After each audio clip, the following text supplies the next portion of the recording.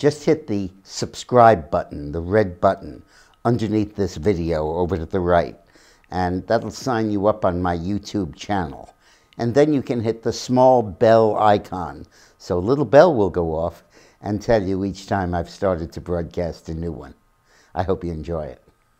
In yesterday's video about my book, 50 Shades of Politics, I talked about my work in Russia during that transition period when they were trying to become a democracy, in the early days of Putin and the latter days of the Yeltsin administration.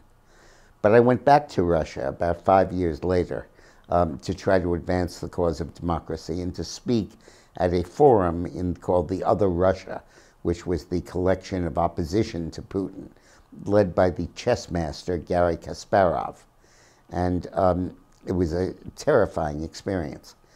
First of all, in my hotel, I met with the head of the IRI, the International Republican Institute, which is an organization, there's a comparable Democratic one, that the Republican Party operates in every communist country to try to promote the cause of freedom. And this guy in Moscow was a friend of mine from the US. And he warned me, we can't talk. If we talk, they'll tape it. So we agreed to meet in the hotel lobby with our laptops, or one laptop, and I would type something on mine, pass it over to him. He would delete mine, put in his reply, pass it to me. I'd delete his and put in my reply. And we spoke like this, never making a sound, just doing this on our laptops. I don't know if it worked, but we didn't get arrested or anything. I was scheduled to speak at the Other Russia Congress. And on the way there, I learned that the speaker before me had to cancel because on the way out of his hotel, the same hotel I was at, he was accosted by Russian thugs and beaten to a pulp and was in the hospital and couldn't speak. It was terrifying. And as I entered the hall, I saw that the Russian police, in effect the Gestapo or the KGB, was arresting demonstrators and participants in the conference.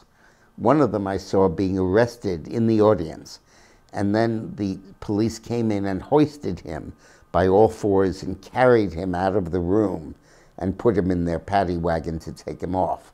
And I learned later that one of them, a woman who was involved in this, wasn't heard from for 3 or 4 days. They didn't know where she was. So when I saw this, I decided that I'm not as brave as I thought I was, and I went back to my hotel room and did not give the speech. But it gave me a chilling idea of what the Russian life is like under Putin, and the courage, the dauntless courage of these people who try to run a democracy and try to manifest opposition to Putin, even in the face of his vicious tactics. You can read all this in my book, 50 Shades of Politics, which is a collection of 100 short autobiographic essays about my career in politics, my work with the Clintons, with other American politicians, and in 40 countries throughout the world. Thanks for watching.